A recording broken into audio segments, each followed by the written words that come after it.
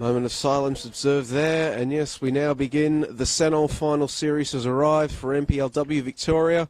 The four best sides of the regular season meeting to determine the two clubs that will clash next week at Amy Park with the title of Queens of Victorian Football on the line. Today at a hopefully not too chilly Veneto club here in Bulleen, we'll find out just who will join Calder United in the championship decider as second place finishes FC Bulleen Lions, the stingiest defence in the NPL in 2019, gets set to play host to Alamein FC, who are looking to secure their first ever championship. Though ladder positioning may favour the hosts, the Lions finishing 7 points clear of Alamein following the conclusion of round 27. The head-to-head form suggests we're in for an intriguing battle today. Alamein 3 from 3 in regular season meetings between these two sides, including a 2-1 win at this venue back in round 7. Thank you for joining us wherever you happen to be around the world on the various Football Victoria and NPL Victoria social media pages. My name is Joey Lynch, and it's my absolute pleasure to be joined here today by Marissa Lordanic to take you through all the action. Marissa, hopefully should be in for a cracker of a contest today. Joey, really looking forward to this one. It's finals football. You know it's going to be good because it's do or die with a very, tasty prize on offer here with a spot in the grand final up against Calder on offer next week. It should be a really good clash. It is going to be really interesting, as you mentioned in your opener. The stingiest defence coming up what is in essence their bogey team. They have not been able to get past them this season. Bulleen has just been unable to crack Alamein, so it's going to be really interesting to see how that plays out and if the incentive of a final spot can help them or if Alamein will continue their great run. A very intriguing contest. These two sides meeting only a few weeks ago in the regular season at H.O. Smith Reserve. On that occasion, in very wet conditions, Alamein coming from behind to secure a 2-1 win, cancelling out Leah Privatelli's opener thanks to goals from Catherine Goff and Emma Checker. Although talking to some of the people around Bulleen in the lead into this game, they were talking about how that was one of their worst performances of the season. So Bulleen at the very least not placing too much stock on it. As we see Rachel Quigley getting set to kick us off here, we'll briefly take you through the lineups. For the visitors, Alamein in their blue, kicking from right to left. Starting in goal, wearing number 23 today, Melissa Barbieri. Number 2, Julia Sardo. Number 7, Akisha Sandhu. Number 8, Jess Tay. Number 11, Yana Lawson. As we see Privatelli burst down the right. Number 12, Marielle Pasta. Privatelli's going to try to keep that in, but she can't. Number 14, Rachel Alonso. Number 15, the captain, Emma Checker. Number 18, one of the quickest players in NPLW, Catherine Goff. Number 19, Liana Yakonis. Number 21, Lucy Johnson. For the hosts, starting in goal, number 1, Emily Shields. Number 4, Claudia Froscalzo. Number 6, Caitlin Friend. Number 7, Leah Maldieri. Number 8, Alexandra Natoli. Number 9, Leah Privatelli. Number 10, Rachel Quigley. Number 14, Christina Hall. Number 18, Sarah Kane. Number 19, Taylor J. Vlanich. And number 20, Kayla Morrison. So, two of the strongest squads here as we briefly see Alamein bursting forward. Shot comes in, blocked away. Danger not cleared, however. The shot came in from Johnson. Friend trying to clear the danger now for Bulleen. Early danger signs there for the host as Alamein come forward. As I was saying, Marissa, two of the strongest sides in NPLW Victoria, as one would expect from the second and third place finishers. Bodes very well for a promising and entertaining contest here today. Come back for offside there.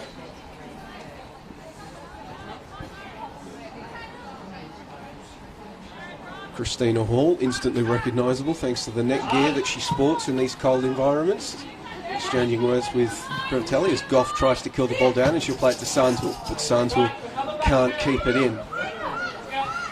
Now, Marissa, these two, as we mentioned, these two sides met here in round 7, a win for Alamein, but it was a very different Bulleen side that ran out in that day. A number of injuries throughout the season, and now home field advantage in the finals, different squad. How big is home field in these one-off games, do you reckon? I think it does play a massive role, and of course we always talk about the fact that the Veneto club does have the synthetic surface, so that is an extra advantage, having, playing on that almost week in, week out. It is an advantage, and especially with the final series, it is a massive factor. But the fact of the matter is that Alamein has come here and won, so they know what to do on this surface.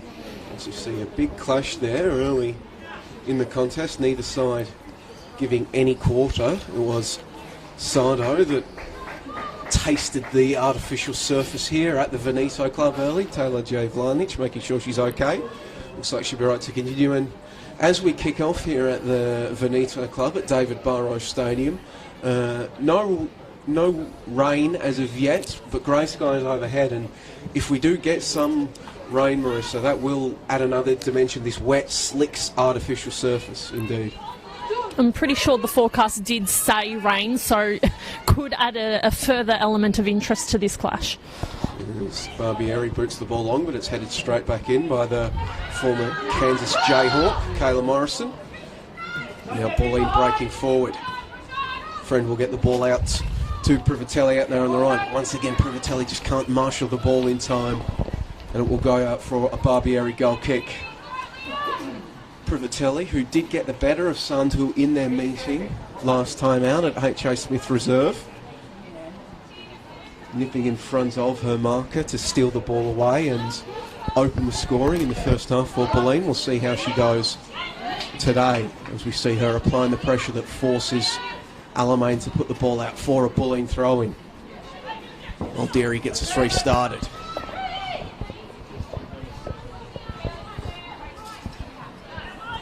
And the pressure from Catherine Goff will see the ball put out for another Bulleen throw. Of course, one game in the Senol final series already taken place yesterday. On that occasion, it was Calder taking advantage of very blustery conditions at Kilo, out there in Kilo, to race to a 6-0 lead at half-time and eventually record a 6-1 win over South Melbourne to book their place at Amy Park next week and lay down a warning to these two sides, Marissa, that they're coming for that treble. Absolutely, and all power to them. They could end up winning every single trophy that has been on offer this season, so it's dangerous signs for whoever does meet them in the grand final. It's interesting, they haven't lost many games, Calder, but twice they've lost to Bulleen, so if Bulleen do get up today, it would be an interesting, I suppose, psychological aspect of having, lost to a certain side. Bulleen, if they do get through today, will be looking to knock off the premiers for the second straight season in the grand final. Of course, if should Calder win the championship, instead it will be the first time in the NPL era where a side has won everything on offer, as we see Lawson coming up now on the right flank working against Morrison. Morrison's going to marshal all over the line fairly, according to the referee, and it will be a goal kick. We've already seen Sardo get acquainted with the Veneto Club surface, and now Lawson getting acquainted with the fencing. Hopefully she'll be okay to continue getting a quick check-up. As Shields gets us set to get restarted. And Lawson is limping just a little, so want to keep an eye on there. Lawson, who has had appearances for Melbourne City in the W League in the past. 8 goals this season for Alamein. And you don't want to lose players too early in a semi-final and lose that tactical flexibility that comes with late substitutions.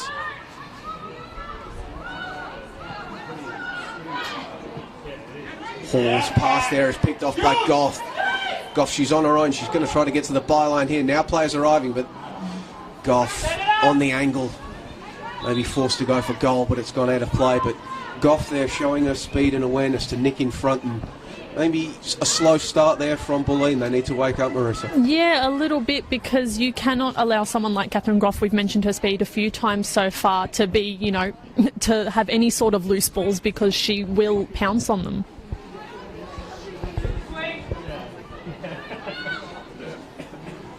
As it looks like Shields will send this ball long. All the players heading into there to the middle. Checker assumes the sweeper role, and it will get nodded on, and Checker will watch it go out for an Alamein throw-in. Emma Checker, of course, in the news at the moment, taking to Instagram a few days ago to say that she wouldn't be returning to Adelaide United for the upcoming W League season, giving an interview for the club to the club's website saying that work commitments, working opportunities, I think was the word used, means that she won't be returning to the City of Churches. Probably an unfortunate reality for a lot of our W League players, Marissa, that they aren't able to fully commit to being professional footballers just because the remuneration isn't there. Absolutely. It's a very complex situation that these girls find themselves in, having to, you know, kind of decide between living the dream and the actual reality of living as a human in the world kind of thing. But it's a shame. It's a big loss for Adelaide because, you know, she's been captain there for the last 2 seasons as well. So it's a big loss for Adelaide, but hopefully we will see her back in the W League, just somewhere else. Well, she has spent this off-season here in Melbourne, and if there is, as that ball is played into the middle, but Barbieri comes and collects strongly. If the job opportunity is indeed in Melbourne, there are 2 A-League, W League sides, I apologise, that probably would love to have someone like Emma Checker in their defence. As that's a poor ball, and St Pastor will knock the ball forward for Goff, and Goff's going to cut inside onto her left boot, cuts it back. Morrison there gets there in time in front of Alonso to clear the ball away. But the ball's going to stay in now, and Sandhu will lose the ball, booted upfield. Played back by Yakonis to Emma Checker, who's just going to dink this ball over the top, headed away by Maldiri. Passage throwing a weight around, but in the end she's done so unfairly on Sarah Kane, and it will be a free kick for the Lions.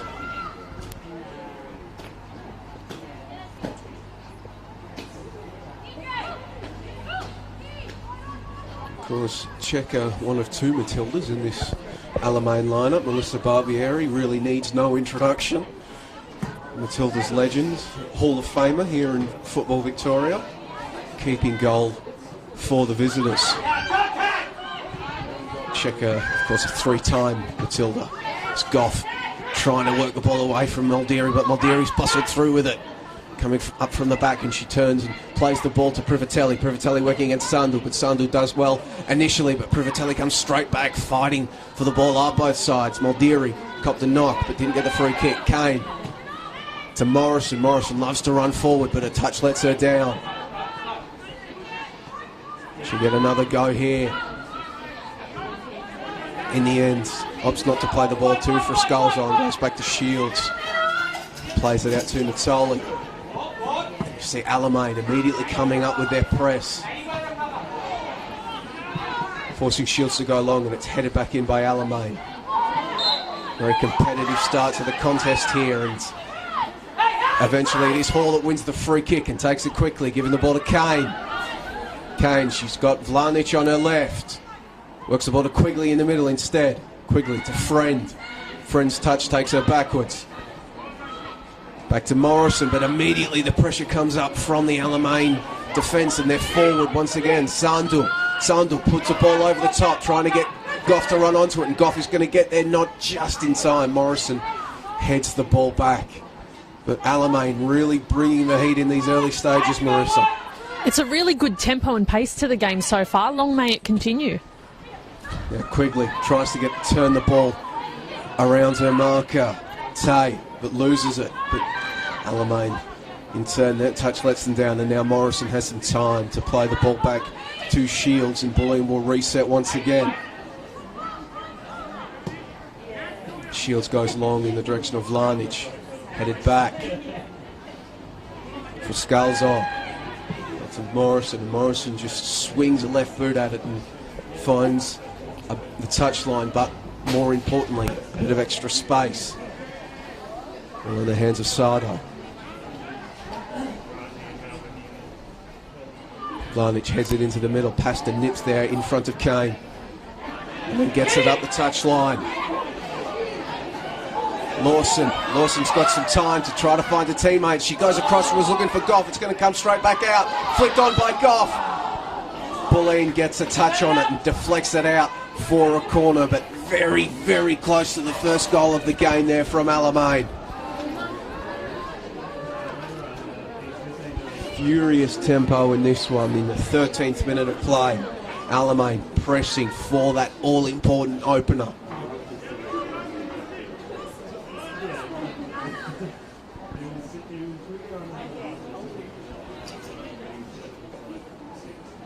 Sandu loops the ball in. Shields arriving at the near post, can't get a clear touch on it, just booted away there.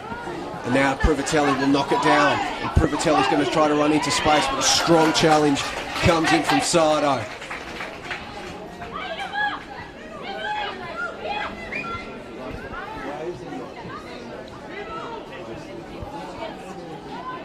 Excellent start to the contest here at the Veneto Club as Privatelli just lets the ball run. Sandu trying to get back, but Privatelli's going to knock this one into the middle. Behind Quigley. Comes back out, but Christina Hall's shot goes over the bar. Both sides just ducking and weaving and poking and prodding and trying to find the opening. Probably Alamein with the better chances so far, Marissa. Absolutely agree with that. Barbieri did play it short, but it didn't actually go out of the area. I don't think that rule of going out of the area is arriving in the NPL until next season, hence the stoppage. One of those weird rules where I think it was rolled out internationally mid-season, so got to wait till next season for that one to come in. As Barbieri boots the ball on, or at least that's what I'm going to assume, given that the referee's blown it up. Sardo goes up the touchline.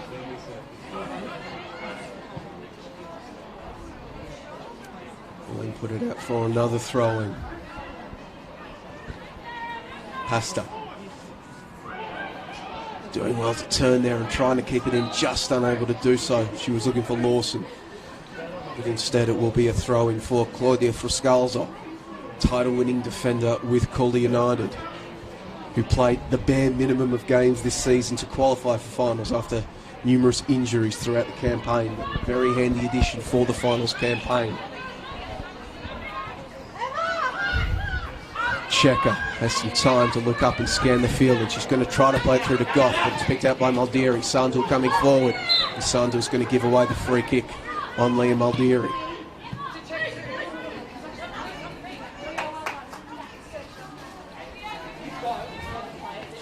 There seems to be in good spirit, however. Words exchanged, but they appear to be more of the "are you alright" variety rather than the chirpier variety. It will be Natoli to get us restarted here just inside the Alamein half. Loops it up, drops down, just booted clear by the Alamein defence.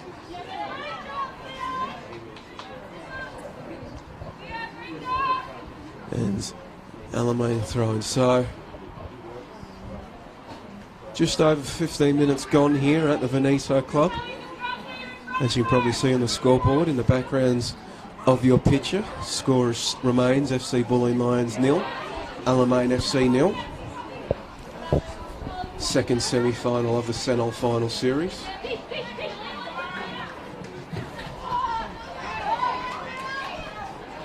As Alonso is unable to find Sandu with her pass. And Bulleen get us going once again. Quigley. So good on the ball is Quigley as she plays the ball back in for Friends, but Friends has to battle with Sandu, and Sandu comes away with the ball. Sandu to Alonso, plays it back to Pasta. Pasta loops the ball over the top, looking for Goff once again. And now Goff working against Maldieri. Cuts back. Plays it back to Pasta in the middle. Kane provides the immediate pressure. Headed back by Hall to Morrison, and Morrison will play it to Kane. Kane to Hall. Johnson applying the pressure as Kane tries to find Vlanic, but she's not going to be able to. And Tay's going to watch it all the way back to Barbieri.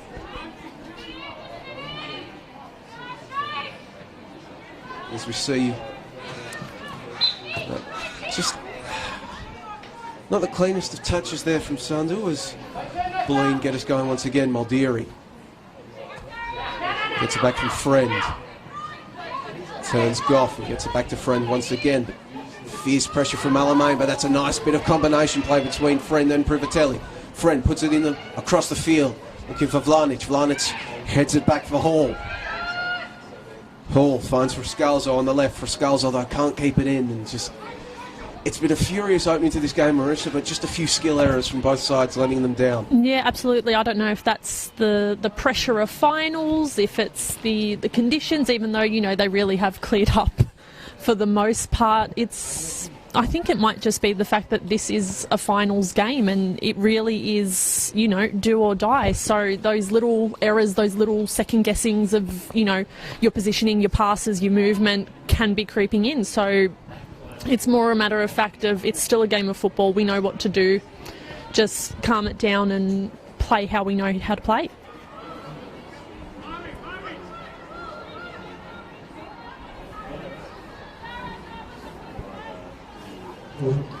Alamein get us restarted once again on the right flank, but that throw in never went in.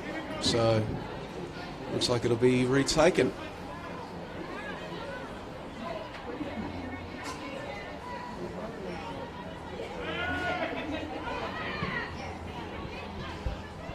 Quigley on the ball now, plays it across the field, and Hall's got a bit of time until Goff closes her down ever so quickly. Privatelli back into the middle of the field, and now Muldeary's got time to work in on the right flank. Muldeary, Quigley just left the ball behind.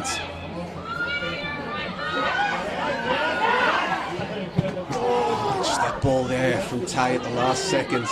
Can't sneak it through to Goff. Muldeary plays it back to Natoli.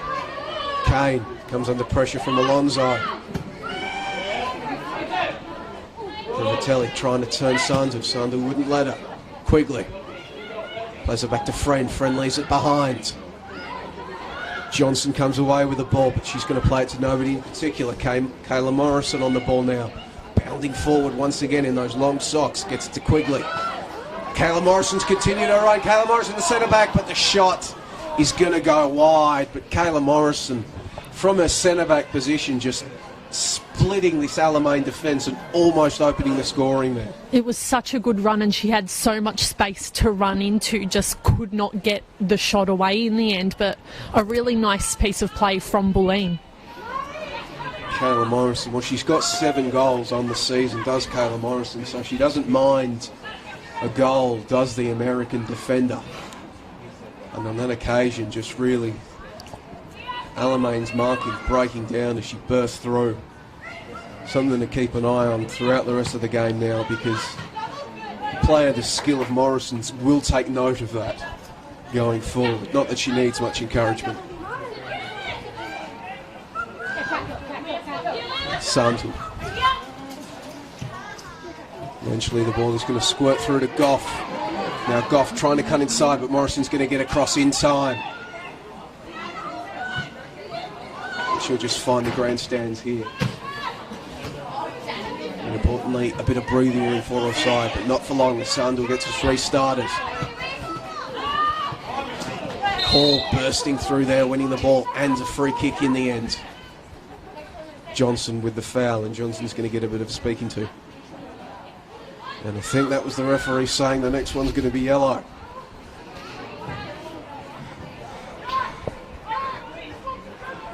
And a few moments of physicality in this one, but it doesn't appear to have been anything too snippy. Referee yet to produce any laundry from their pocket.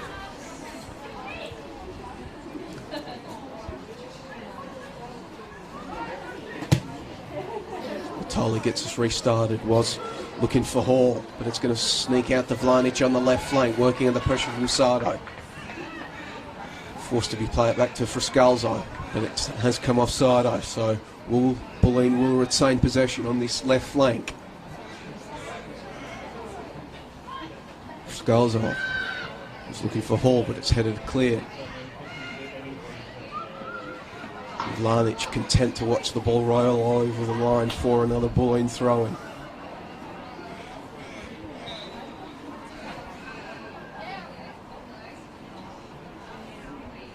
As Friscalzo got a bit of claret on her, the referee just checking, and oh, she's got earrings in.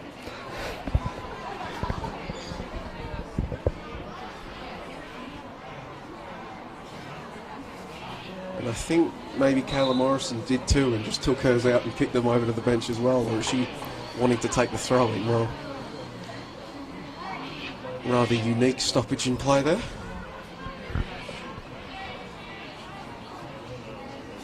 And now Friscalzo is going to be forced to get permission for the fourth official to come back on as well. Meanwhile, it was still a Bulleen throw-in, eventually taken by Vlanic. Quigley unable to control it. Neither is Sardo, however, and it will be another Bulleen throw-in. And Frascalzo has got permission to re-enter the game. To Quigley. Back to Frascalzo. Frascalzo loops the ball into the area. Privatelli was waiting, so his Friend. It's going to come down to Friend. Back out to Privatelli. Sandal providing pressure. Privatelli onto the left boot. Plays it across the field. Nobody in particular is waiting. Big collision there, and that's going to be a free kick given against Privatelli, and Privatelli will see the first yellow card of the game, much to her chagrin. Probably see her expression when that came out, emulating Alana Kennedy with the reactions. Never one to shy away from the emotions is Leah Privatelli.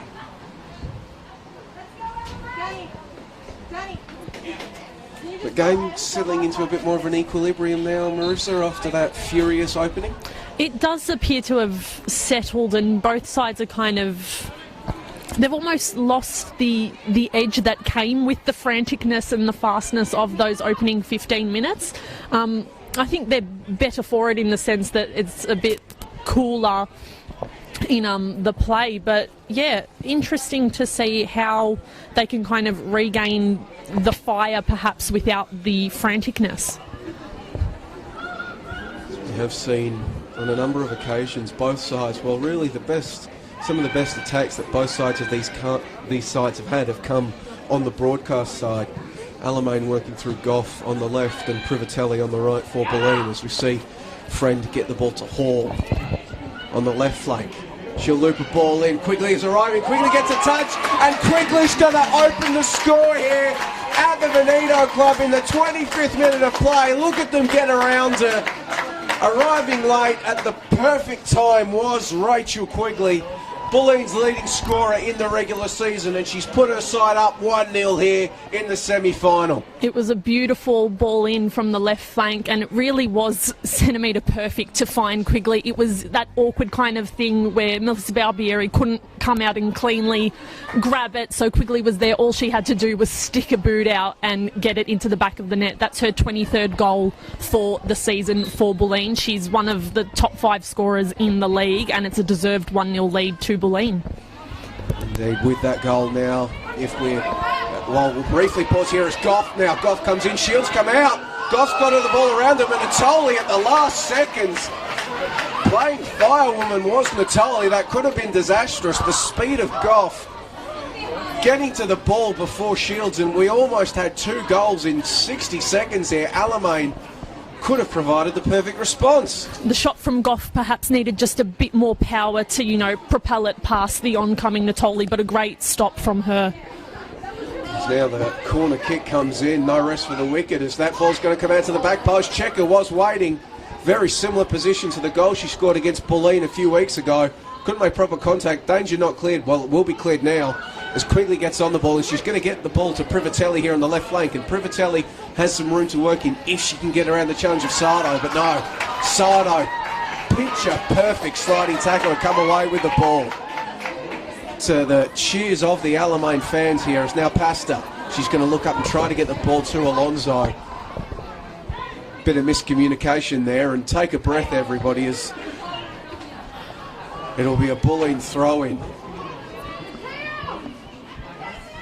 I mean, what I was trying to say here before Catherine Goff so rudely interrupted and almost broke this game back open once again was that it is Alonso that Quigley has pulled away from on the goal-scoring tally now. Both players had 22 entering today.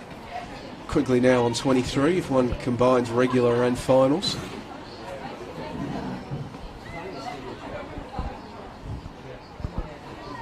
Certainly Alonso would love to get one back here to make it 1-1 as she goes down under the challenge from Morrison.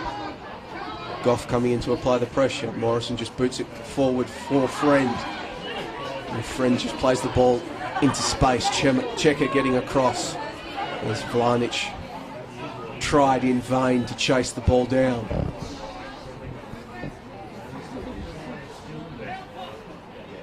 Pasta working against a number of Bulleen players, and eventually she loses the ball, headed back by Tay. Played towards Privatelli, but Sandel gets in front of it. Past trying to get down for it, but it's going to be picked out by Kane. In the end, Barbieri will collect.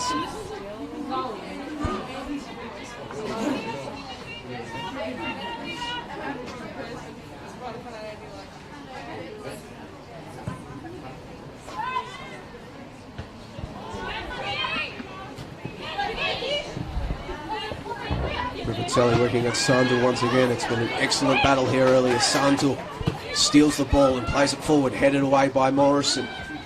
Quigley flicks the ball on. Sardo just forced to play it back to Barbieri. Vlanic coming in to apply the pressure. Barbieri just forced to go long. Morrison heads it back.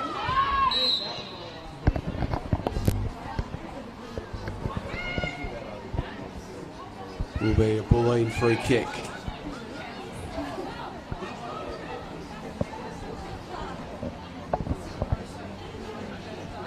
And I guess now, Marissa, as we approach the half an hour mark here at David Barrow Stadium, Bulleen up 1-0. If you are in the Alamein dugout, is it panic? Do you try to shift things up now, or is it keep doing what you're doing and try to get back into this one?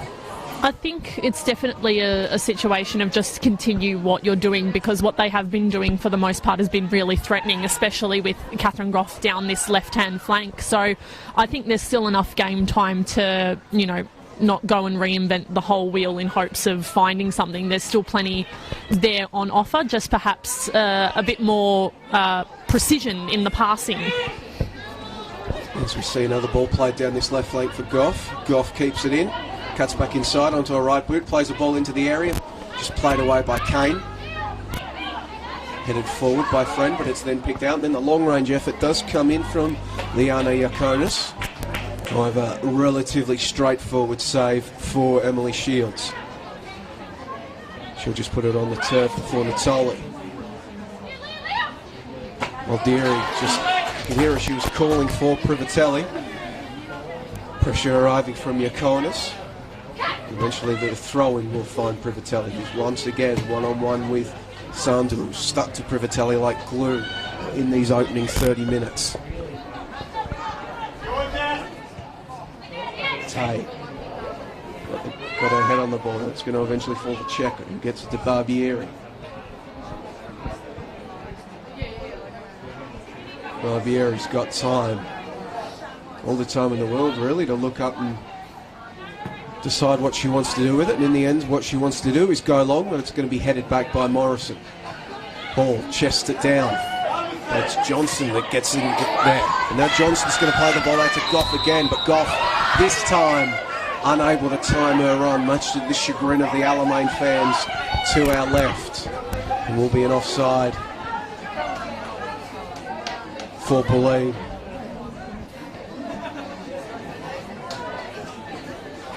There's her first offside of the game here, Marissa, in the 32nd minute, so both sides timing their runs well here at the Veneto Club. They have, and I think they need to continue utilising Catherine Goff down this left-hand flank, because it seems to be the avenue for them. If, I suppose, players can come central to support her runs down the wing, that will be of a massive help to Alamein trying to get back into this game. Just quickly kills the ball dead, and then with her back to goal, plays it out to Privatelli on the right. Privatelli cutting inside, goes around Sandel, runs into Checker, but she gets across in the end, but it's cleared away by Alamein. Johnson boots the ball up looking for Lawson. For Skulls, puts the ball out for an Alamein throw-in out there on the right flank. Johnson flicks it on. Pasta gives chase, but it's Natoli getting across for Bulleen for Skulls. Skulls gets it to Vlanic. Hall. Quigley quickly plays it into Friend, and now Friend can look up, and she's got a bit of time. She's going to, in the end, a long shot. She had Vlanic and Privatelli to her left and right. Right decision there, Marissa? I don't think it was. Privatelli in particular looked on. Her battle with Sandu's been excellent, but I reckon she's gunning for a goal today.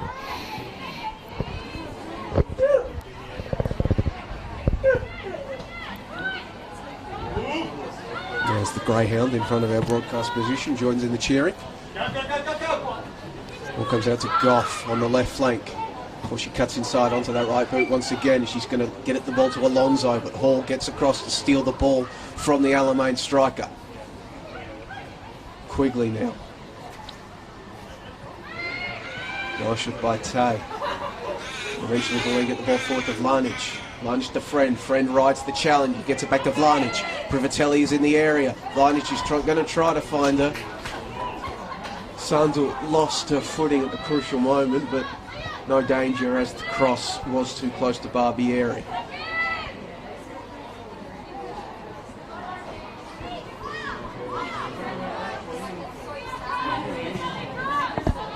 Barbieri looking for Goff. Barbieri gets her head on it. Tay collects for Alamein. Nice little back heel to take her around Privatelli. Checker, who's out here on the left flank, plays the ball back into the middle. Johnson gets onto it, but Kane and Hall swarming. Steal it away. Quigley, that's a good ball from Quigley to Friend. Friend's got support from Vlanic on the left, which she uses. There's nobody arriving yet for Bulleen. Now they do. Friend. Left-footed shot, tipped away by Barbieri, and then Kane on the angle can't turn it back into play, but well works from Bulleen there to create probably their second best chance of the game. A dangerous move from Bulleen. You saw they were able to hold it up on that left-hand side, the far side on the broadcast, and eventually wait for the players to line up in the centre of the park. It was a great save from Barbieri, just the slightest of touches to put it beyond the goal, and then unfortunately on this right-hand side the Bulleen player couldn't put it into the back of the net, but a really well-worked move from Bulleen. As that long clearance out will go straight to touch. Bulleen gets us restarted. Quigley. Tay has stuck to Quigley throughout this entire game. On one occasion applies enough pressure to eventually force a turnover. Checker, lots of time. Sandel. Sandel brings the ball back into the middle of the play. He's looking for Lawson, cut out. Sardo arriving, and now she'll get it to Lawson. Back to Sardo, back to Lawson.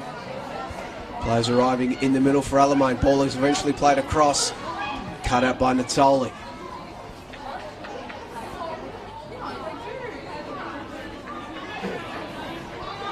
We've played 35 and a half minutes here at the Veneto Club. Score is FC Bulleen Lions 1. Alamein FC 0. Chance to play Calder United in the grand final on the line as Vlanic brings the ball into the middle. Gets it to Friend, and Friend, that's a clever ball to Privatelli, but Privatelli was in an offside position. And now we're just seeing, as this game goes on, Marissa, Bulleen increasingly able to just work those passing moves in the defensive third of Alamein. The combination work of Bulleen, you know, of their front three, the likes of Privatelli, of Quigley, of Friend, it seems to be on today in a way that Alamein's front three just aren't working at the moment. But to their credit, Alamein for the most part have been able to contain and handle these Bulleen threats, but the fact of the matter is that if any team looks the more likely of scoring in these last moments of the first half, it is Bulleen.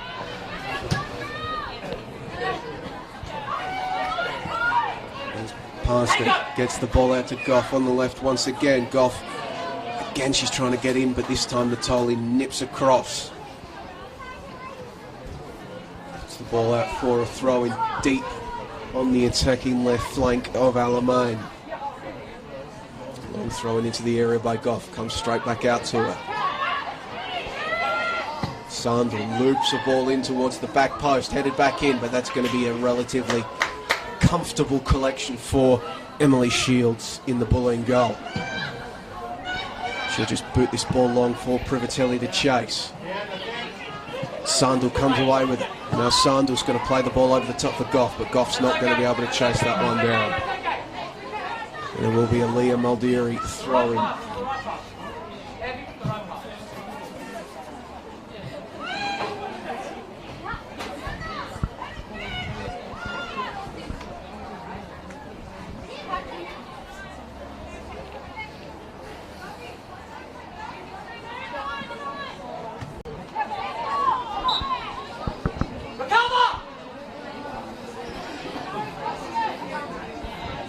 Well, as Alamein looking to avoid going out in straight sets for another year in NPL Victoria. Last year, finishing fourth, Alamein went down 4-0 to South Melbourne in their semi-final.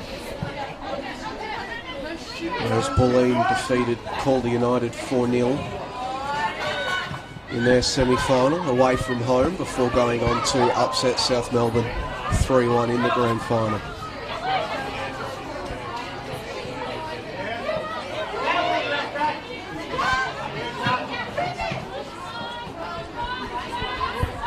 Sandra gets the ball back to Checker. Then Checker with a bit of time, and she bursts forward and gets the ball out to Goff. Goff once again working against Maldieri. Ball comes into the area, players arriving in the end. Frascalzo almost turning the ball into her own net. Was able to get a collection on it in time. But once again, Goff almost breaking this game open for Alamein. She really does look like the likely fire starter in this game, whether that be through an assist or through a goal herself. That's the kind of move that we want to see more of from Alamein if we do want to see scores level and, you know, a bit more fire back in this game. Checker comes under pressure from Friend, gets to Santi. Now we see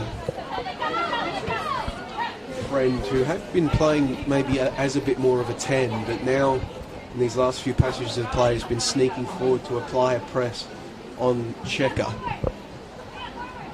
Seen as Bulleen have been going forward, they've pretty much been...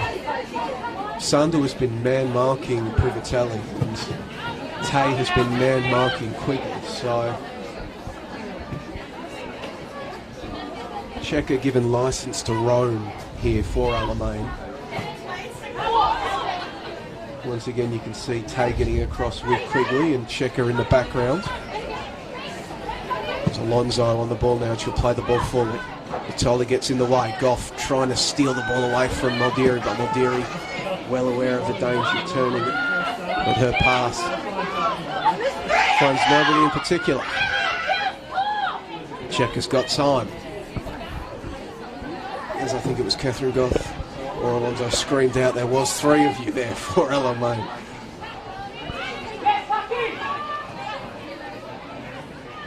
Tay. Gets it to Sardo, tries to find Lawson, but only for Frascalzo. Morrison hits the ball back.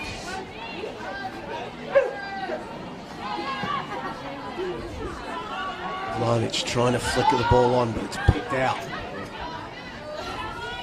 Checker, room in the middle of the park.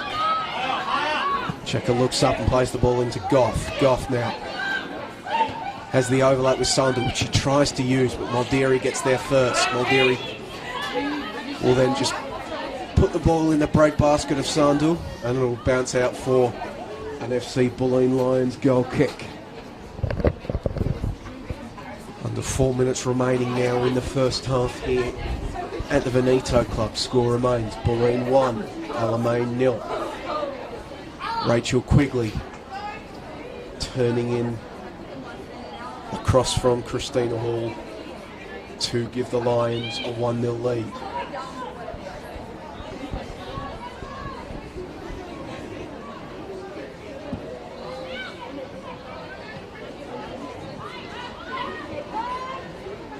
Checker, that's softly taken back pass, and now Privatelli's gone onto it, and Privatelli is going to punish the error. Emma Checker, bit too casual with the back pass, wasn't well hit. Barbieri unsure whether or not to come out full ball for it. And Privatelli will punish them, chipping the ball up over the top and bouncing it inside the net. And disastrously for Alamein, the score now here, Bulleen 2, Alamein 0. A really unfortunate pass from Emma Checker. She really did sell Barbieri into a world of trouble, and you could see it, the footwork with Barbieri. She had no idea what to do. She was going to be damned if she came forward and damned if she'd try and came back. It was a lovely little dink from Privatelli, but a really unfortunate series of events for Alamein. Now, Leah Privatelli, that's the second time now Leah Privatelli in 2 games has taken advantage of a poor pass from the Alamein defence to nip in and steal a goal. Not that Leah Privatelli will be complaining. It's her 6th on the season now for the Premier with Melbourne Victory in the 2018-19 W League season. And one would imagine that Jeff Hopkins would be bringing her back for the next season. Now Pasta. Can she spark her side back into life? She's going to cut the ball back to Johnson. Left-footed effort. Well, spilled initially by Shields, but nobody was arriving. And it was a difficult shot there for Johnson, so she did well to get the left-footed effort whilst falling backwards on target. It was a better move from Alamein, and we need to see more of that from them, especially in this second half as we approach the break. And the ball is played in, but Alderi's waiting, but it's going to go out to Goff. Goff swings a right boot at it. It's a second go, which he plays it out to Sandu. Sandu back to Checker. Checker, no doubt eager to make amends as she loops this ball back into the middle of the field. Morrison is there, so is number of Alamein players. Morrison wanted Shields to come for it, which she eventually did, but not before sending a scare through the Bulleen fans here at David Burrows Stadium. But now Friend coming forward with the ball.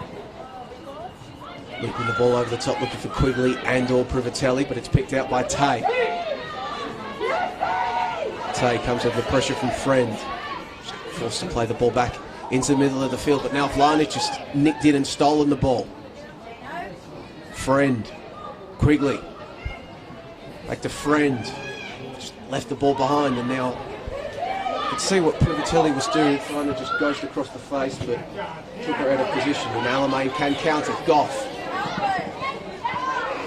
Goff still going, but eventually Morrison, strong boot.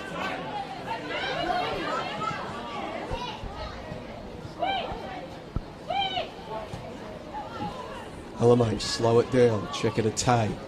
Sardo. Sardo's touch takes it perilously close to the touchline, but they will keep it in, will Alamein. Tay. Albieri now, that's Checker. Over the top for Sandu. Sandu's going to chest this one down and keep it in, but in doing so, Maldieri has enough time to get across and put the ball out for a throw-in.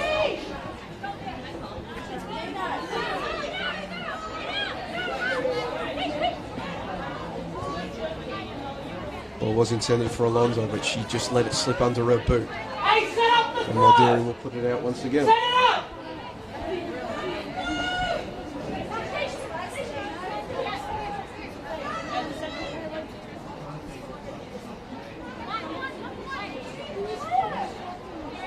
Goff. Throw-in could only find Bulleen shirts, but she'll get another goal of it.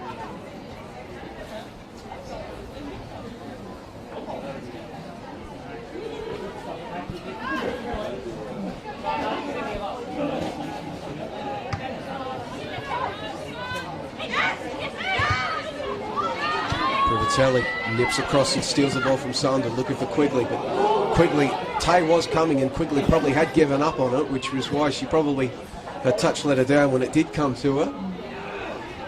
But Lawson can't keep that ball in either, and it will be a Bulleen throw-in here on their left flank. We've played 45 minutes here at the Veneto Club. There's an orange hue descends over the stadium as the sun sets. Yakonis knocks it forward in the direction of Alonso, but Morrison is there once again to clear of the danger.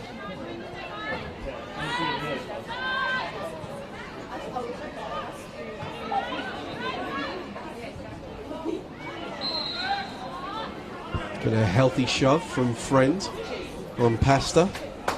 Gives away the free kick, and now maybe one final chance. As you can see, Emma Checker and Jess Tay, they're both sprinting forward.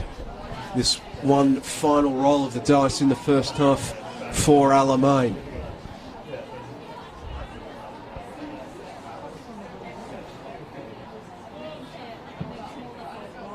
Ball is looped in, nodded on by Tay. In the end, no doing, however, and potentially the break could be on here for Bulleen as it's the centre back, Natoli, streaming forward, gets it across for Quigley. Quigley trying to play it back quickly, can't do so. In the end, just bouncing, she'll swing a boot at it, and it's going to go wide and comfortably collected by Barbieri. And with that, we will hit the half-time break here at David Barrow Stadium at the Veneto Club. Bulleen, they took the lead with a well-worked move to get the ball to Rachel Quigley at the back post, and then late in that first half, disaster striking for Alamein. Miscommunication between Checker and Barbieri. Checker selling her goalkeeper into a bit of strife. Privatelli lethally pouncing on the dangerous lioness, maybe I'll say, just pouncing on her prey and chipping the ball in to make it 2-0. How did you see that first half, Marissa? It was a really entertaining contest. It had its moments of absolute franticness and then was able to slow down as well. A really good half from Bulleen, and you can't say that they don't deserve to be up in this contest. But all is not lost for Alamein. We saw on occasion in that half, they know what they have to do. Catherine Goff is definitely the answer, in my opinion, to them getting back into this game. So if her teammates can support her and just continue to do what they're doing, but with that final run in the centre of the park or that better pass into the box, they will get back into this game. Well, after 45 minutes here, it is Bulleen currently in the box seat to join Calder United in the NPLW Grand Final next week, but a big second half to come. Be sure to join us across all the Football Victoria and NPL Victoria and NPLW Victoria social channels for what promises to be a very entertaining second half.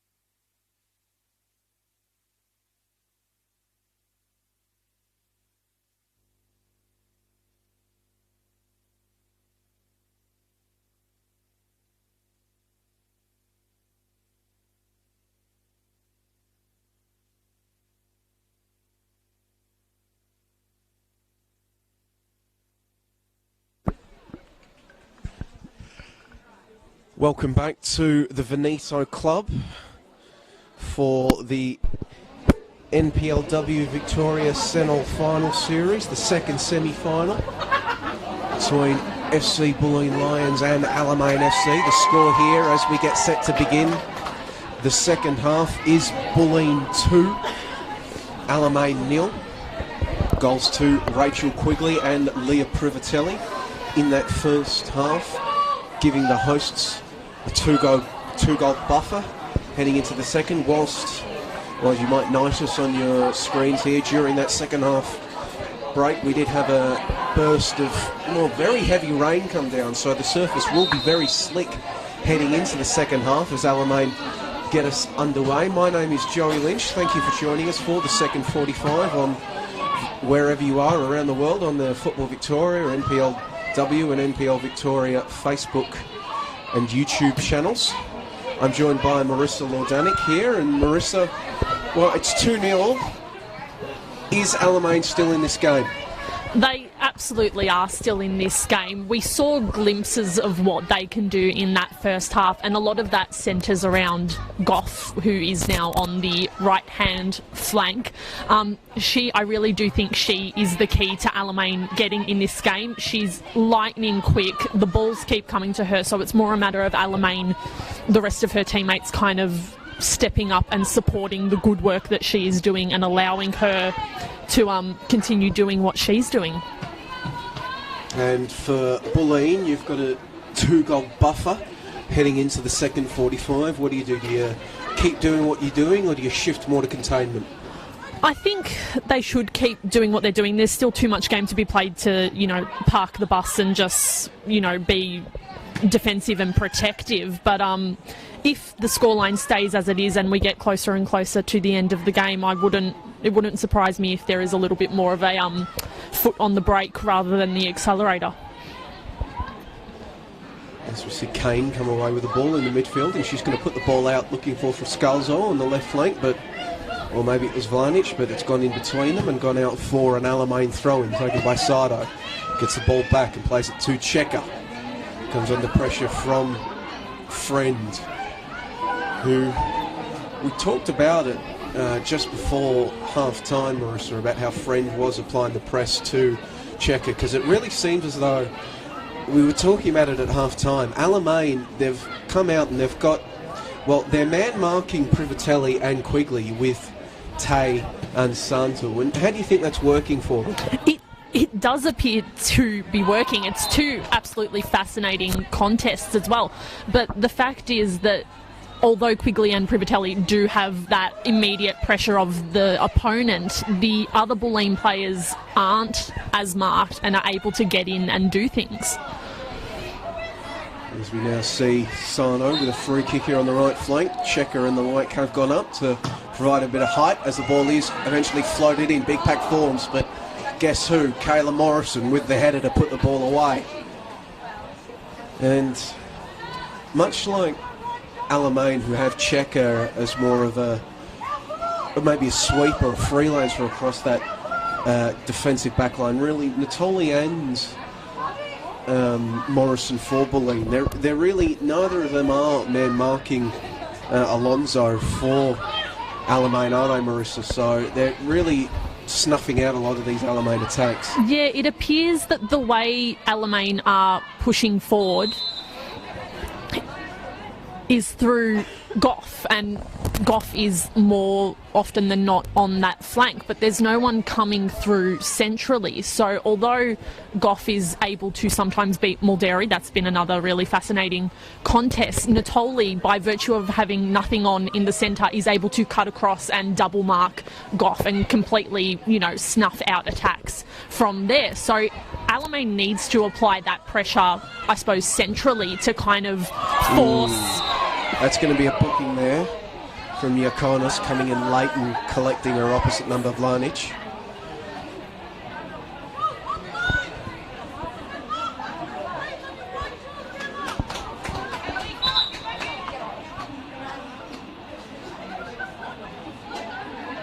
Looks as though Vlanic will be okay to continue. Will be a free kick to Bulleen here on this left flank, but you are right, Marissa, that Alonso, she does have 22 goals on the season, but she's not exactly a target number 9 in that middle when Goff does break in and look for a player in the middle, is she? She's not, and that's not a knock on her, because obviously it's been working for the season. She's, you know, before today's game was one of the top 5 goal scorers in the league. So I suppose it's more just tweaking the game plan slightly, because you can see the thought process behind it and how it can work. It's more so the execution in the context of this game. As we see, that ball is brought back. Natoli will have to take it again. Natoli serving as an inspiration to centre-backs everywhere with the jet black boots. She loops another ball into the area. Barbieri calls for it, and Barbieri takes the grab. And she'll play a ball out long to Goff, who plays it forward for Alonso. Alonso brings it back. Gets it into the middle of the field to Johnson, but Johnson's touch lets it down. Now Kane on the ball for Bulleen. Quigley trying to flick it on for Privatelli, but it's cut out. Alonso coming back from an offside position, forced to leave it. Muldeary plays it back to Shields, who goes long under pressure from Goff.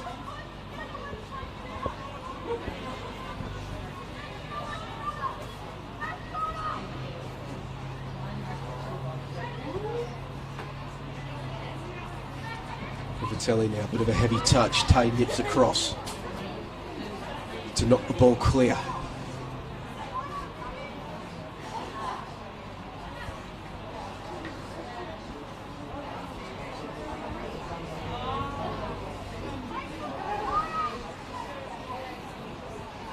Muldeary just loops the ball forward in the direction of Friend, who nods it up, and then Privatelli comes away with the ball, but plays the ball into the middle. Checker left it behind, but isn't punished as Alamein clear the danger.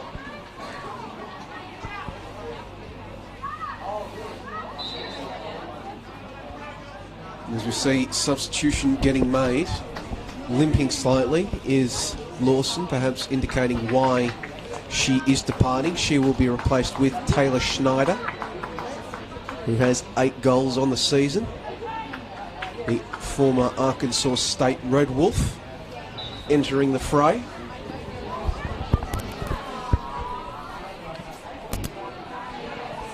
And it looks as though Schneider has gone into the middle of the park and Johnson has come out onto the right flank for Alamein.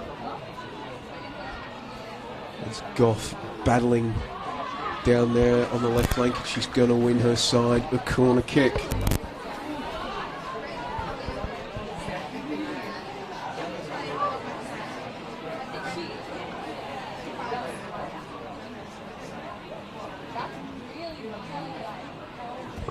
Players getting forward once again for Alamein. They did score from a corner against Bulleen a few weeks ago.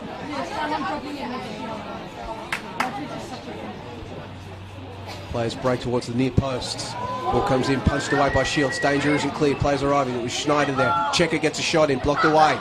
Still bustling around with it. Eventually, Bulleen just poked the ball clear there.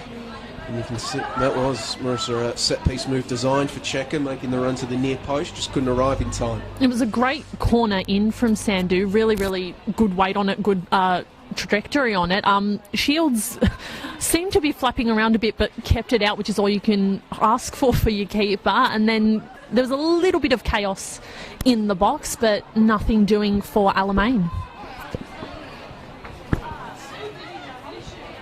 Alamein now have a chance to reset. Tay gets it across to Checker.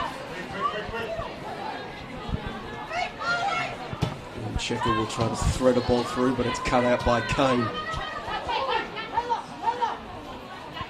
Schneider getting across and plays it back to Sardo, to Pasta. Maybe looking for Schneider, but it's gone behind the American. And a fellow American in Morrison clears the ball for Bulleen. Big collision there between Sandhu and Hall, but it's enabled Bulleen to spring forward now. Friend and Privatelli combining on the right. Privatelli knocks the ball into the middle. Checker's there to clear the ball away. Quigley was waiting. Goff trying to combine with Sandhu. Muldeary getting across to knock it out for a throw-in, taken quickly. Basta tries to flick it on now. It's with Schneider. Plays it forward. It's going to fall down to Alonso, and then through here now. Through shot comes in, and it's going to be 2-1 here. Lucy Johnson. Fantastic ball came through from Alonso, and look at them get around her. Score now, Bulleen 2, Alamein 1, thanks to Lucy Johnson. That is exactly the kind of play that we have been talking about, that Alamein should be trying to do, having that run central, and Lucy Johnson absolutely played it to perfection. A great run, a really great finish past Shields, could not get down quick enough to her right-hand side, and a really well-worked goal from Alamein. Game on. Absolutely, game on here in the 56th minute of play. Bulleen 2, Alamein 1. And it was only a few weeks ago we did see Alamein reverse a deficit to come back in the second half and take the chocolates against Bulleen. It was only a 1-0 deficit in that game, but tails will well and truly be up now for Alamein, or whatever the train equivalent of a tail is.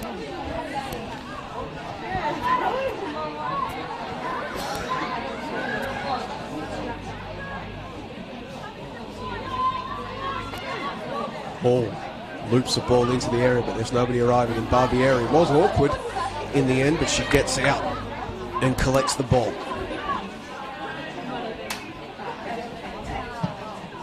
And then boots this ball forward.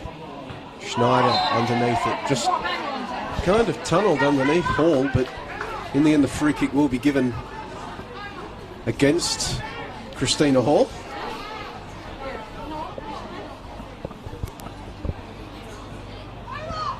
Checker getting set to loop this one into the area. You can see Alamein players getting into the danger area, and it's looped in. It's an excellent free kick, headed upwards. Shields with the punch. It's going to be Vlanic getting across, but ball is cleared away by Sardo. John played back into the area now. Back post from Goff, but couldn't make proper touch on the cross from Johnson. Goff, we've seen it a few times, Marissa. She's grease lightning when she gets going, but maybe a couple of times her touch, just maybe a bit more confidence required in that crucial moment. I think that's a fair point, but that was a really good move again from Alamein. You mentioned it, there does seem to be a lot more confidence now for the team in blue, and it's working. Vlanic plays the ball back in, looks for Quigley, however. Quigley was behind but couldn't get back in time. Morrison plays it back into the middle, but can only find Yakonis. Yakonis to Johnson. Johnson still on the ball. Had Goff screaming for her on the left flank, but then tackle comes in, goes to Sandhu to Checker, to Goff, back to Sandhu. He's looking for Goff, but picked out by the Bulleen defence. Sardo trying to play it forward, can only find Friend, and then Friend will play it over the top for Vlanic. Vlanic working against Tay. Tay does well to slow down Vlanic. Vlanic now working one-on-one with Tay. Tay again does well. And in the end, just the left-footed cross from Vlanic finds nobody in particular, and Barbieri collects. Muldeary leaves it behind and allows Goff to seize possession. But then excellent recovery there from the Bulleen defender to apply the pressure to Goff. But Goff, well, didn't give up on the play to Goff, bursting forward and forces Natoli to just find the touchline, and it's an Alamein throw-in. Alonso, clever little backheel to Goff. Comes into the middle looking for Johnson. Pascalzo clears it away to Friends, but Yakonis slips across now.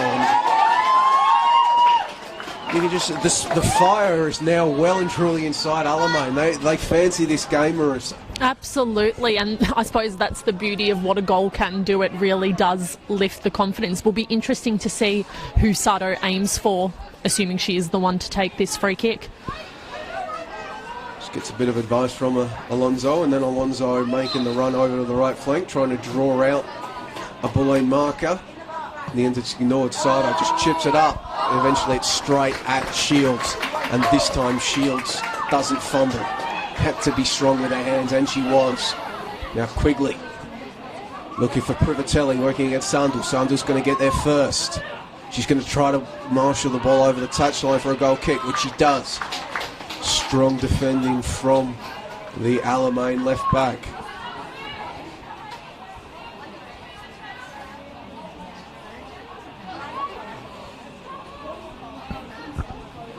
Barbieri, the former Matilda's goalkeeper, directing traffic.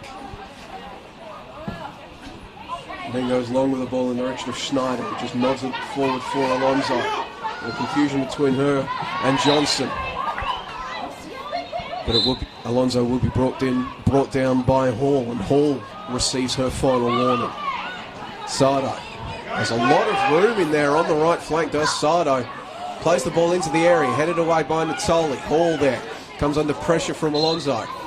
And then Alonso, despite the fact that Alonso came off well and truly second best in the collision, has given away the free kick.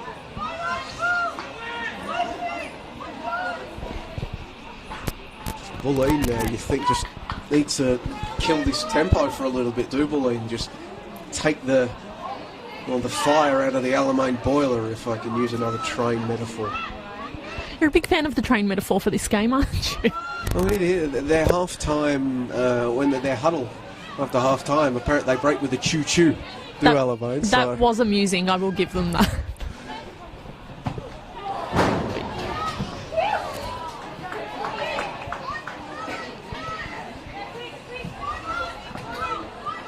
Maybe we can christen Catherine Goff go up and down that left flank as the Goff Express. As Vlanic plays the ball into the middle of the area, it's gone on the head off Friend, barely kept out by Barbieri. Played back into the middle by Privatelli. It just seemed the ball seemed to stay in the air for an age. Barbieri eventually just had to knock it into the post and almost 3-1. That was slow motion football. It's not the sort of urgency you associate with nearly going up 3-1 at all from anyone, but very almost 3-1 against the run of play for Bulleen. Get her to jail free for Alamein, and now Privatelli trying to spark her side into life. Gets across and applies the pressure to Checker, and Friend comes away with the ball. 3-on-3 here. Checker holds up Friend. She gets it out to Privatelli on the right flank. Privatelli tries to knock a ball in. Sandal gets in the way. She'll keep it in. Then she'll look for Schneider, and instead can only find Bulleen players. Kane plays it in the middle of the field to Friend, who does well a turn, but then falls over at the crucial moment as she shoots. That slick artificial surface here at the Veneto Club, and it will be a goal kick for Barbieri.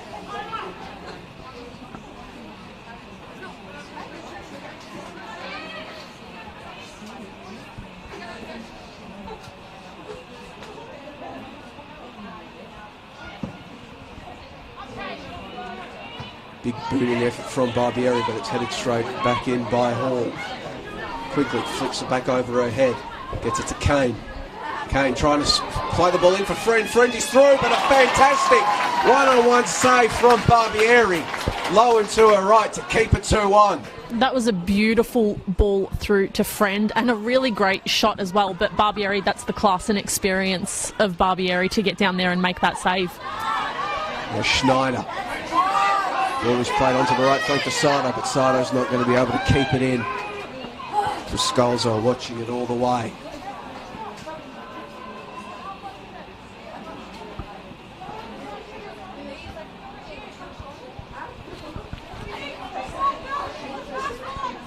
'64th minute of play here at the Veneto Club. Score is Bulleen 2, Alamein 1. Lucy Johnson, the Tasmanian, getting one back for Alamein here in the second half. After Quigley and Privatelli fire Bulleen to a 2-0 lead in the first. All to play for here. Spot in the grand final on the line as Goff gets it across to Sandul. But Sandul's pass back to Goff is cut out by Maldieri. Privatelli trying to play it forward, but Goff gets across with the tackle. Calder United already securing their place in the grand final next week at AAMI Park with a 6-1 win over South Melbourne. And based on what you've seen today, Marissa, of course, Calder have pretty much swept all before them during this season, but can these sides upset Calder next week? I think they can. Again, it's the beauty of the one-off game, but also we look at the season as a whole, and the only kind of blips on Calder's almost perfect season have been 2 losses to Bulleen and a 3rd loss to a team that I cannot remember, unfortunately. Box Hill. But Box Hill, thank you. But so if Bulleen, if the score stays the same and Bulleen do come up against Calder, that is going to be an absolutely fascinating contest. As for Alamein, if they do come back here, they're going to have a lot of confidence and kind of swagger from, being able to come back in this game. They are kind of the bridesmaids of the NPLW era finals. They've never actually made it to a grand final in this era, but they have made plenty of finals. So it would be interesting to see if they could finally break through, if they finally get the chance to make the grand final. As you see, Alamein stuffing out Vlanic there. The ball is played forward by Johnson, but nobody there. And we've probably seen, actually, a sneak preview of what Alamein's tactics would be next week if they do get through. Just, of course, that 3-headed dragon for Calder of Zimmerman, Beard and Sinclair. They love to play balls in behind the defence. And you've seen today Checker freelancing and with the job of cutting out any balls in behind the back line. Of course, that is easier said than done against Beard, Sinclair and Zimmerman.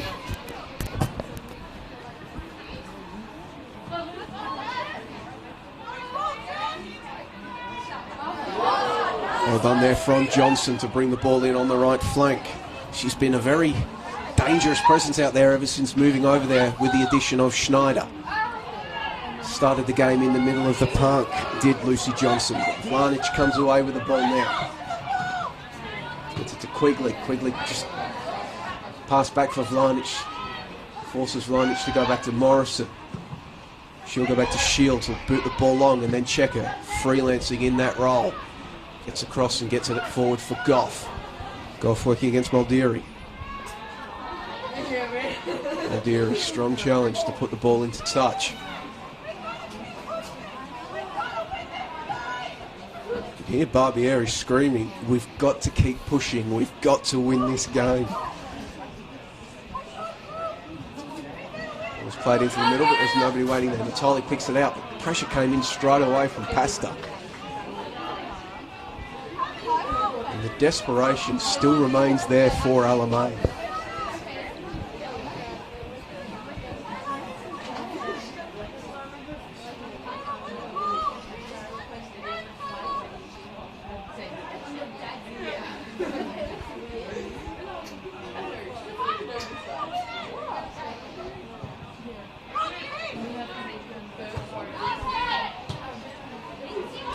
Schneider plays that ball forward, but it's going to go to nobody, and Morrison collects, but we can hear Marissa just Barbieri screaming out encouragement and instructions, and that's one of the things you get when you add a veteran like Barbieri, isn't it? Of course, she's a Matilda's goalkeeper. She's been to World Cup. She's no slouch with the gloves, but that leadership aspect as well. Yeah, exactly, and that's undeniably a positive for Alamein, and you've even seen it at times with Checker as the captain, as the central defender, as the sweeper, as we've been dubbing her, just that constant communication, talking, coaching. It can only be a benefit to this Alamein side as they look for an equaliser.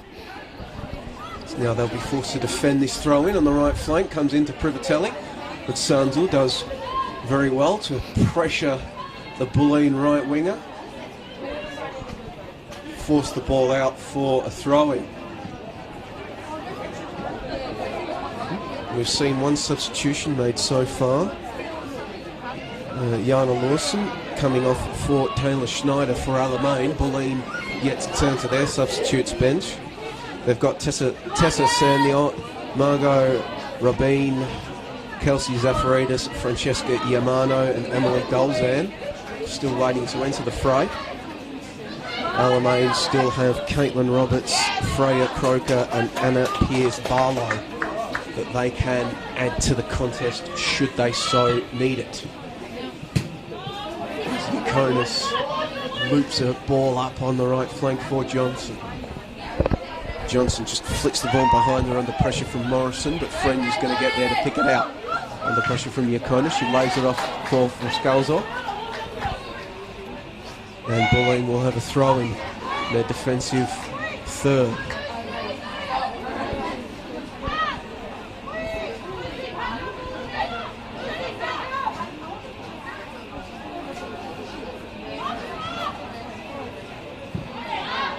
Throw in, played back in by Sato, and Sato has copped a boot there from Quigley and has immediately gone down in a lot of pain.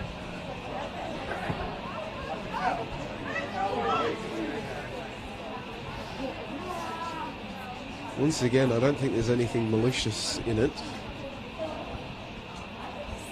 Quigley in discussions with Yakonis.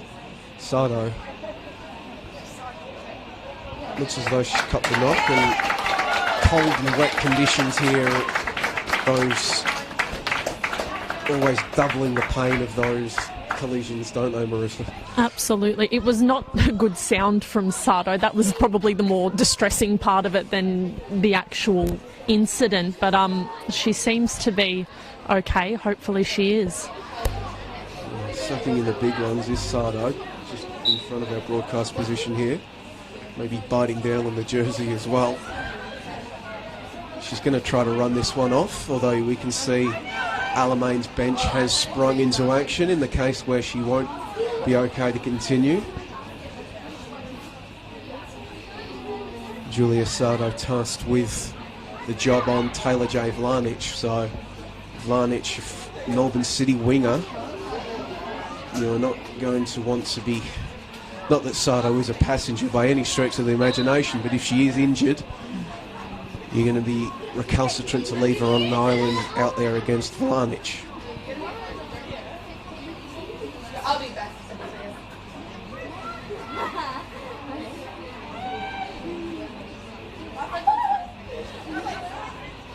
Quigley now with her shadow tag. Ball goes over the top and it's booted clear by Checker. Oh, the ball has come out here for Alamein, but a last-ditch effort by Frascalzo to clear the danger. Morrison, just discretion, the better part of valor, boots it forward. Kane gets it to Privatelli. The friend, but Checker just gets there in time and plays it forward to Goff. Back to Sandon. To Alonso. Alonso goes down under the challenge, screams from the Alamein bench, but Natoli now, Natoli, well, she was shooting, but Quigley's going to be able to keep this one in. Out there on the attacking left flank for Bulleen, and Quigley plays the ball back into the middle of the field, looking for friends. Cleared away though by Alamein, and now Pasta can spring Alamein forward in the counter. Alonso. She's going to tee a ball up from a long way out. In the end, Shields will just watch it. Johnson on her right, Goff on an island on the left. In the end, Alonso backs herself. It's got into touch. Again, maybe not the right decision. Almost had the blinkers on and decided, no, there's no other option. I have to have this shot, which, as you've just pointed out, she had options either side of her. So not a great shot in the end from Alonso, but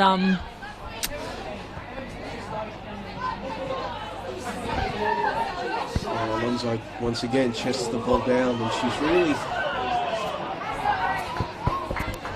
she gets the ball across there looking for a teammate. But Alonso, she's really been operating in that pocket between the Bulleen midfield and defence, hasn't she? Trying to find areas to work in and as a provider for her side, hasn't she, Marissa? Yeah, she has. I suppose the only criticism of that is then that there's no one really in front of her for her to then turn that work into, you know, the next chain in the step that becomes a goal. So it's been interesting. We've seen, I think they've definitely played a lot better since the introduction of Schneider and the tactical moves.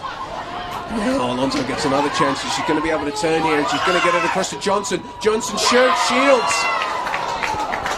Shields, I think that's about the third or fourth time Shields has been initially a bit shaky with her goalkeeping, but that time, once again, getting down and securing the ball before an Alamein player could nip in. But shaky moments for Bulleen. Alamein just finishing with everything they have. Comes out to Goff on the left. She gets a good cross in. It's come into Alonso. Alonso, does she get another chance? Punched away by Shields that time. It's all happening here at the Benito Club for Alamein. Well, everything but the goals that they need. Now Johnson goes down under the challenge from behind from Quigley. Checker immediately across to pick her teammate up and try to get things going quickly. Checker realises that the momentum well and truly in Alamein's favour. They want to keep moving. Now Sardo, who has thankfully shaken off that knock, will get us going once again. Sardo loops the ball into the penalty area. Goth arriving, can't get to it. Checker's there on the edge of the area. She'll try to play a ball into the area. Morrison will block it, and then it will deflect off Checker for a goal kick. And Shields will be in absolutely no hurry to get us going once again.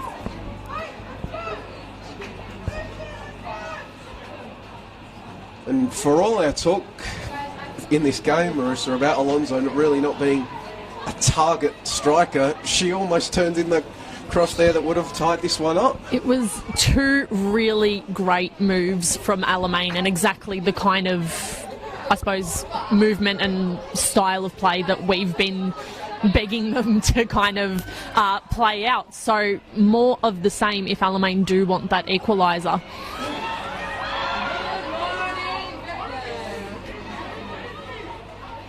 Well, he's played back to Barbieri, and she'll boot the ball long. Goff working against Mulberry. It's been a very entertaining battle throughout this game. But Matoli gets across there to cut the ball out.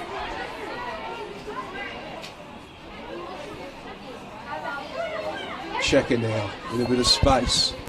To Sardo. Lanich gets across to close her down. Johnson turns the ball over to Quigley. Quigley just knocks it forward. Tay's going to get there in time. Prevent the ball from getting to Privatelli.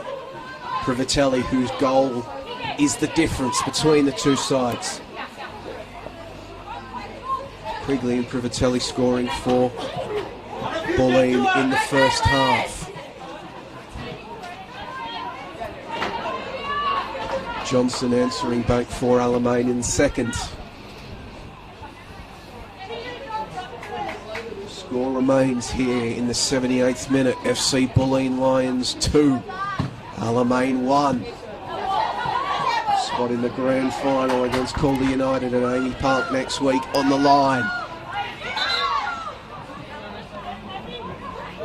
Of course, that game part of the Senol triple header at Amy Park. We will see in the first game of the day the Dandenong Thunder playing for their lives against either the men's side of Bulleen or Moreland Zebras in the promotional relegation playoff, and then the grand final of the men at the end of the evening between Bentley Greens, looking for their third championship in 5 years, and Avondale FC, looking for their first championship. Trying to cap off a decade in which they began all the way down in, I think it was State League 3 or 4, and now could end with an NPL Victoria Championship. But right now the focus is on this one. Alamein pressing hard, trying to find a goal that would send us to extra time.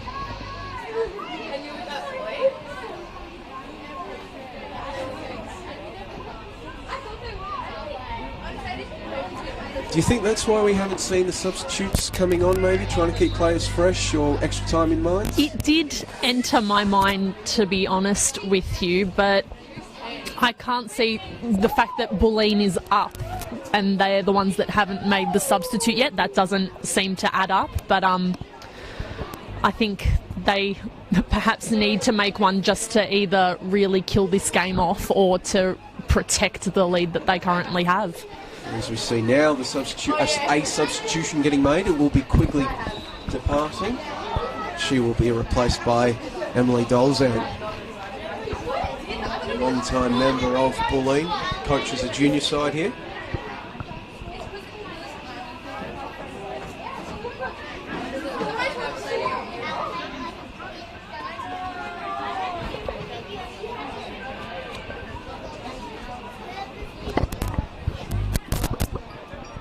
Dolzan has 6 goals on the season for Bulleen. No doubt would love a 7th, because you would have to say if Bulleen can get a 3rd, despite the fact that it has been well and truly Alamein's half, that would be enough to all but punch their tickets to Amy Park. And we can also see now that Emily Dolzan has gone out to the right flank and Leah Privatelli has moved into that central striking role.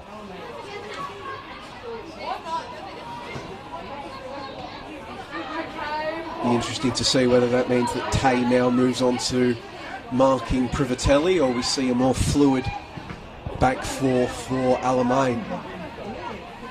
Now Goff turns on the Jets. And in doing so, Natoli is able to get in there across, but the pressure came in from Goff still. The challenge from Goff enabled her to knock it in the direction of Johnson, but Johnson attempted to shoot. Shields did well to get down, and she has copped an errant boot from Johnson.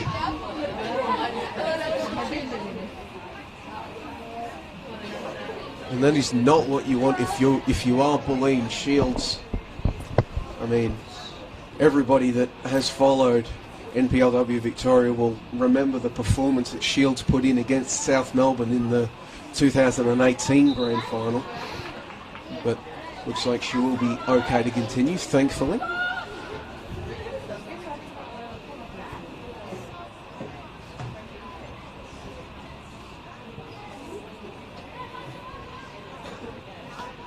And Shields will get us going once again.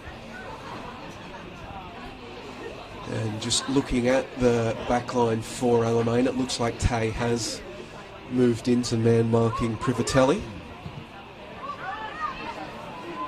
We will see whether Santu is going to stick to Dolzan. Hall gets it to Vlanic. Back to Hall. For Scalzo, comes under pressure from Johnson, copped a bit of a shove. Referee waves play on. It's a great pass there, and now Hall outside of the boot. Out onto the right flank to Dolzan, working against Sandul. Dolzan looking for the byline. Sandul does excellently, fantastic defending there from Akeisha Sandul. Schneider trying to win the ball for Alamein, goes to Goff. She'll play back to Sandul. Looks the ball over the top, looking for the run of Goff. Muldeary gets a head on it, but only as far as Schneider. Schneider plays it back in. But they're playing ping pong with it. Muldeary now plays it forward. Tay's going to get there first. Privatelli applying the pressure, forces Tay to go back to Barbieri. Switch from left to right is on as the ball goes to Checker. Privatelli running hard to apply the pressure to Checker as Checker loops it forward. Looking for Johnson. For Scalzo, that's a poor header. Forces Morrison to scramble and boot the ball forward. And that's headed forward by Dolzan, and now Privatelli is through. Privatelli can kill this game dead. Privatelli, she has killed this game dead. Leah Privatelli, with her second goal of the game, has sent FC Bulleen Lions to Amy Park next week. They will play Calder United 3-1 here at the Veneto Club here in the final stages of the game. Heartbreak for Alamein, Marissa, as Privatelli surely has killed this game off. It was an absolutely beautiful finish from Privatelli. It's it's just a real shame for Alamein because defensively, for the most part, they've had it worked out and it's worked 9 times out of 10. But unfortunately for them, it's fallen apart and Privatelli has earned a second goal, a beautiful goal, and we will, for all intents and purposes, be seeing a Bulleen Calder Grand Final next weekend. So Privatelli, she's moved into the number 9 role, the central role, with the departure of Quigley. Just got the better there of Emma Checker.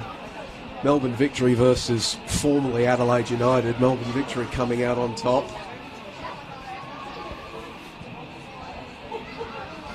And in the end, Privatelli with a brace.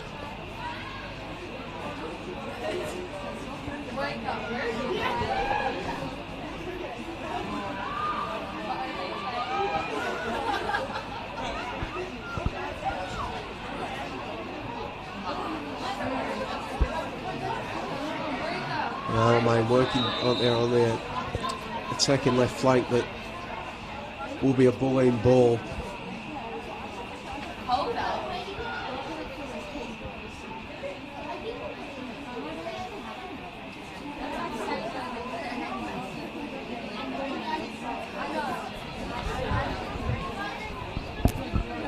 And as you say, Marissa, it really did come against the run of play, didn't it?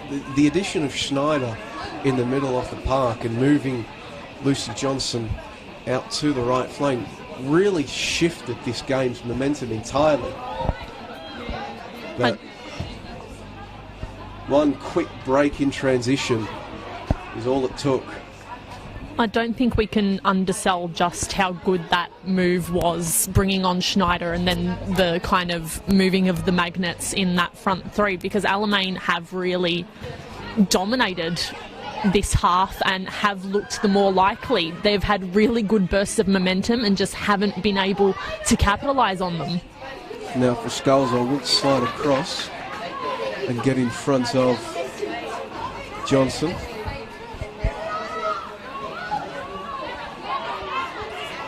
Checker, she's come well forward for this one and received the free kick.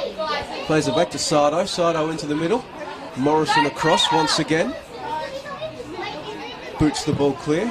Checker looking to get under it, but she's going to come under pressure from Privatelli. And Privatelli, Barbieri's going to have to come out. Privatelli probably fancied herself for a hat-trick there, but Barbieri getting out quick as a flash. Vlanic now gets it to Kane. It's Privatelli. Privatelli tries to turn Tay, but Tay gets in front of it. Jess Tay plays it forward for Alonso. Out to Goff on the left flank. Working against Maldieri. Plays the ball into the area, but goes over the top of everybody. Nobody waiting there at the back for Alamein, and it will be another goal kick for Shields.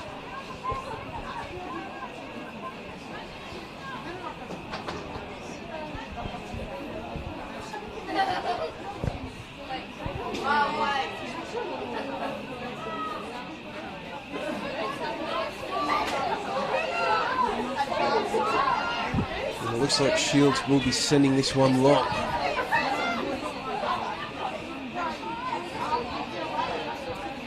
Alonso out to Sardo. Checker on the right flank. Plays the ball into the area. Morrison gets across. Vlanic. Schneider can't bring it down. Dolzan. Ball. Looking for Dolzan. Dolzan. Tay will get it across in time to play it to Barbieri, and Barbieri's just going to knock it forward. Yakonis heads it on, but it's only going to find Friend, who has dropped deeper now. Ball.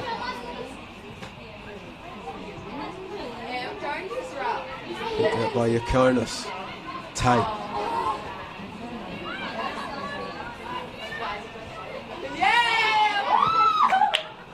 Almost 89 minutes of football played here at the Veneto Club.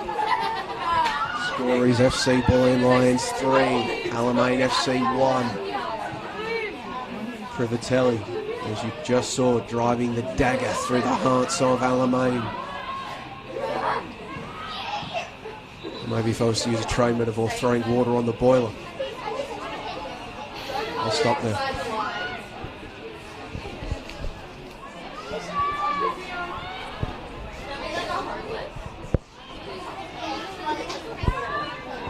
Tay across the Barbieri. Checker. Lots of room to work in for Checker. Drew in Vlanic and then got the ball to Sardo. Johnson. Ball has last come off for Skulls, so it will be an Alamein throw-in.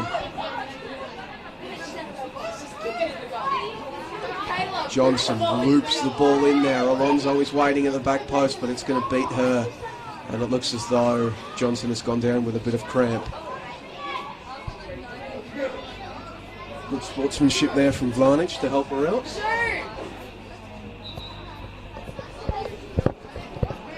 But the Tasmanian Johnson is still down there. It looks to be a heck of a cramp, and it looks as though it will force her from the field. As we also see a substitution getting made for Bulleen. Well, the reason Vlanic stopped helping out Johnson with the cramp is that she is getting substituted. Vlanic is coming off, being replaced by Kelsey Zafaridis, who herself has had a stint with Adelaide United, as well as NPL South Australian clubs Campbelltown City and Metro United, amongst others. And it looks as though Johnson, I'm assuming, well, Alamein are preparing a substitution, so I'm assuming that that will be Lucy Johnson.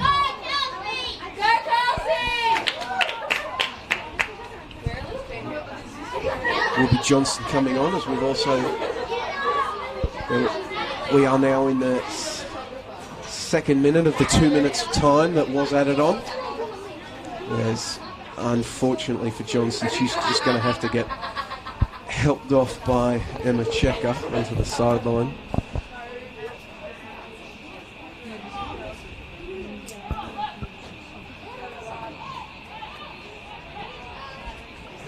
Will be Caitlin Roberts coming on for Samantha Johnson, for Lucy Johnson, sorry. So it's one Tasmanian replacing another. Two former Hobart Zebras players. Morrison just skies that one up. Was played back in, but straight to Morrison, who just uses the back of her head to direct the ball to Shields. Played back into Pasta, just booted clear by the Bulleen defence. Yakonis trying to get her side going. Pasta loses the ball. Friend gets it out to the newly introduced Zafaridis, who plays the ball forward for Privatelli. Look at Privatelli going. Wouldn't know that Privatelli had already played 91 minutes. Arms pumping, chasing that one down, wanting the hat-trick probably.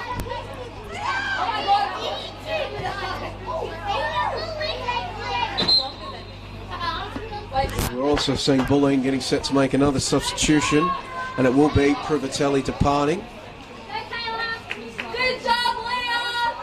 And it will be Margot Robin entering the fray for Bulleen. A mid-season addition is Margot Robin. Pretty handy when you can bring on somebody that has scored 21 times in the league season as a late substitute.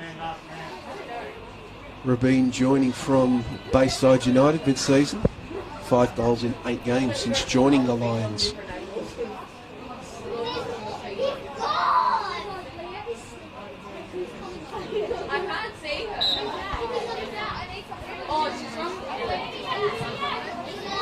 Yakonis now under pressure from Friend. Ball is just booted forward, but Natoli will head it back.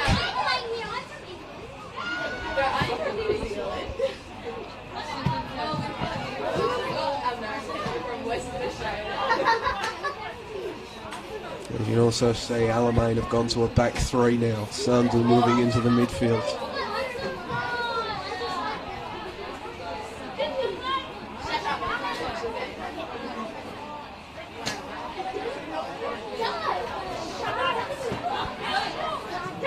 Tay heads it forward. Kane plays it back in the direction of the newly introduced Rabin, but Tay's going to come away with it. Rabin follows her all the way. And eventually they'll turn it over. Hall now looking for Rabin. Newly introduced Margot Rabin. Can she finish it? No, she can't. Sato getting across. Will eventually come out to Barbieri that boots the ball forward. Direction of Goff.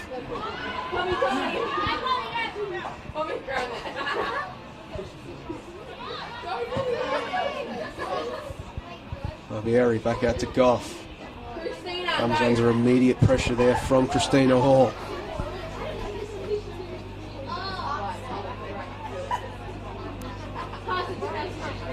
Rabin trying the back heel. And eventually Alamein were going to force the turnover, but instead Bulleen will retain possession here deep on their attacking right flank. Dolzan will take it in, but that's it, full time.